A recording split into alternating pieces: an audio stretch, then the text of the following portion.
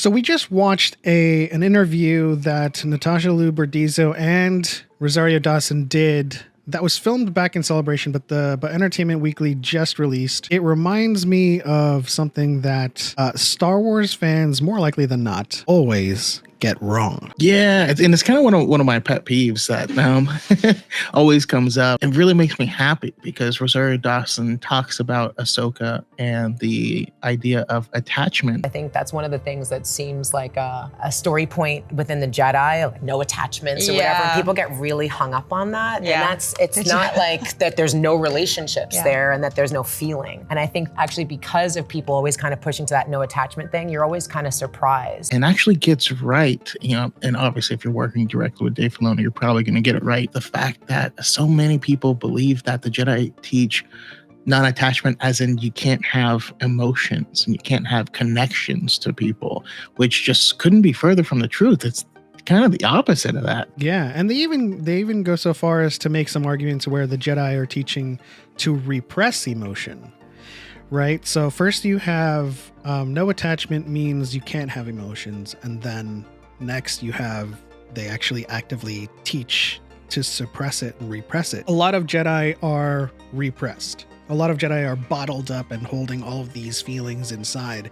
And there are individual cases where the Jedi does misinterpret their lesson in this regard and does repress their emotions. And we have some examples more recently in the High Republic. Imri Kantaros, who is a Padawan under a new master Vernestra, is succumbing to emotions and anger, and she explains to him that it's okay to be angry. Jedi get angry, but it comes to the point where that anger is controlling your actions that leads to the dark side. And we get this awesome quote from the book that happens, which is A Test of Courage, where they say that the path to the dark side is a deliberate one and not a series of bad days. You have to make that choice and just do it. I absolutely love, because with Dooku, with Anakin, with Quinlan Vos, we see them make choices. They chose their path.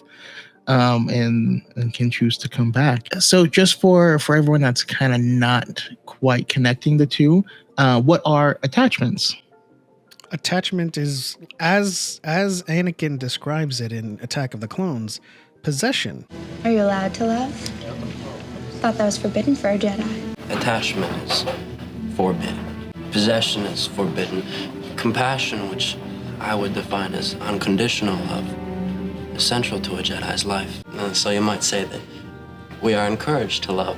Inability to let go.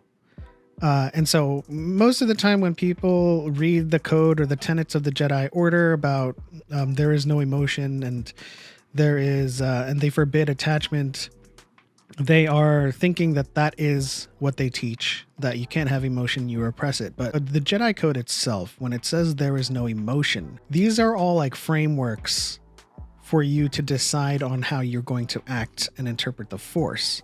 So when it comes time for you to make a decision that is, weighing heavily on you, there should be no emotion behind it, right? It should be logical. Now, we can have an argument all day about whether or not that's the right decision to make, but they encourage that, you should be making a rational and logical decision. It's the trolley problem. Do you save the one or do you save both? Do you save the one or do you save the many? And the obvious choice in that problem is to sacrifice yourself to save both. And it's kind of like, how do you come to that decision? Do you know anybody on either side? Is your emotions clouding that decision? And so that explains the no emotion part. This isn't like, as soon as you join the Jedi Order, you should not have any emotions whatsoever. You should walk down the hallways like a robot. When it comes to the Jedi, it's funny because this only happens for bad, never any of the good qualities. But they take what one Jedi's action is that may not be a good example of it and say that's the whole Jedi. Mm-hmm. And then when a Jedi does it the right way or in a better way, that was that single Jedi making a different choice, which is really odd to me. But, I always liken it to alcohol. Some people may have, because of family history or whatnot, be predisposed to alcoholism. And for those people, that'd be like people who have access to the Force. And yeah, there's a likelihood that you could fall into the dark side. For some people, that means don't drink at all, ever. Yeah. For some people, it means do whatever and see what happens. Some people, it's only celebrate only on the weekends, or for some people, I'm not even going to go into the same house as someone with alcohol. And just because one person makes the harsh choice does not mean that is what everyone needs to do. That's what happens for them. And someone on the story group beautifully stated it like this, that these connections can actually strengthen a Jedi's connection to the Force, or remind them of the actual people that they are trying to save and make them act better. But like we said, it's the inability.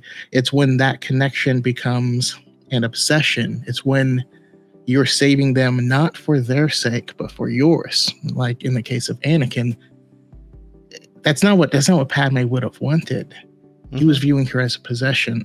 He was saving her for himself.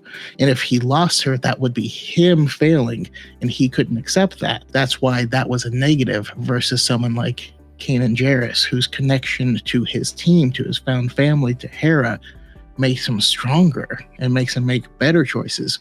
But he was always selfless, because that's at the core tenet. Just like George Lucas says, the core tenet is selfish versus selfless. And in the moment, it wasn't for him. He was selfless, and he was able to let go. And I do want to touch on something you said earlier about, attributing factors or attributing traits to the entire group for one wrong deed or one misdeed, and then one correct deed. And it's kind of like when a Jedi does wrong, people say, this is what's wrong with the Jedi. And when a Jedi does right, this is what the Jedi should be, right? And so it's never like a middle ground of like, oh, there are Jedi that are good and there are Jedi that are bad. Yeah. So like when Anakin does wrong, you would blame the Jedi, right? No, he made a decision that was completely his own decision. Was he manipulated? Yes, but it was still his decision. And you look at Obi-Wan, it's he's a good Jedi. He lost so many people and didn't fall to the dark side. That's a good Jedi. Is it an example of what the Jedi should be? Like, no. I mean, everybody has different, circumstances. They make their own decisions based on those experiences and circumstances. And so the bottom line for the no attachment rule has always been the ability to let go. And there's two examples I want to talk about, and I'll let Choco talk about the second example. But recently in the High Republic, there was an example with a Jedi Knight named Cantum Psy, and this is from Midnight Horizon by Daniel Jose Older. Excellent book. Without spoiling too much and talking about it ambiguously, they had a problem, and they were conflicted on whether they should stay or leave the Jedi Order based on their feelings about a certain individual, and it ended up that they left the Jedi Order.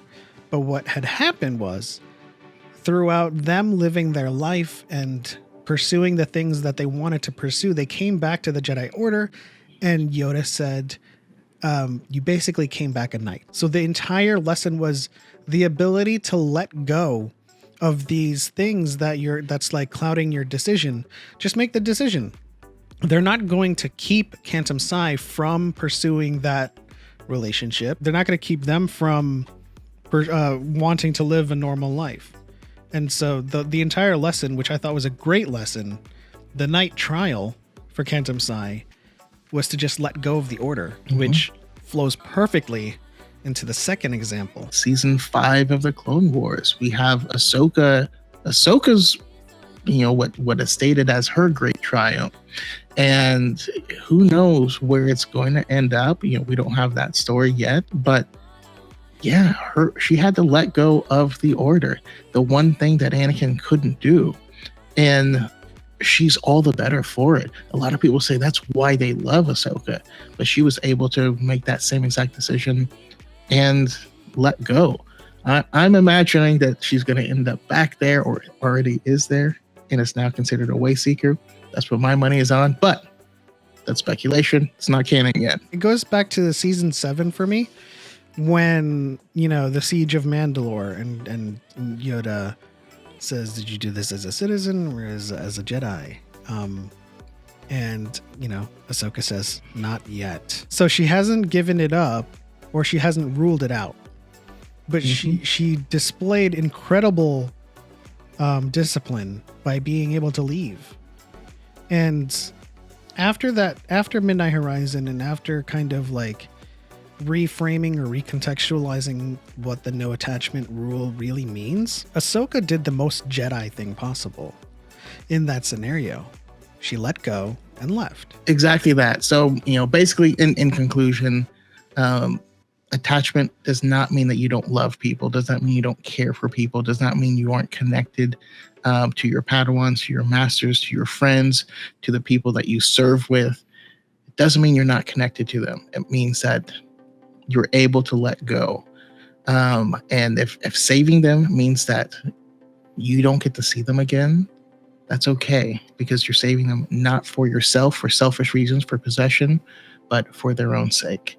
And I love that Rosario Dawson said that in the interview, because it means that she does have a great understanding of what Jedi are and what they're supposed to be and how to portray Ahsoka. It makes me really excited for the show. And if you guys need any more citations supporting this, you know, just think back to Obi-Wan's first lesson to Luke. Stretch out with your feelings. Or Yoda's or lesson. Anakin straight tells Padme this. yeah. I mean, that's basically. And of course, Yoda teaching the younglings, you know, trust your feelings you must, or use your feelings you must. If droids could think, there'd be none of us left. That'll do it for this video. I hope you guys learned something new, or have corrected a misconception about the no attachment rule, or even the there is no emotion, because that's never meant there is no emotion, like literally. But yeah, that'll do it for this. If you enjoyed this video, please leave a like and subscribe. Hit the bell icon to turn on notifications for more of these conversations. But as always, that is the end. On to the next one. For Light and for Life. We're all the Republic. And may the Force be with you.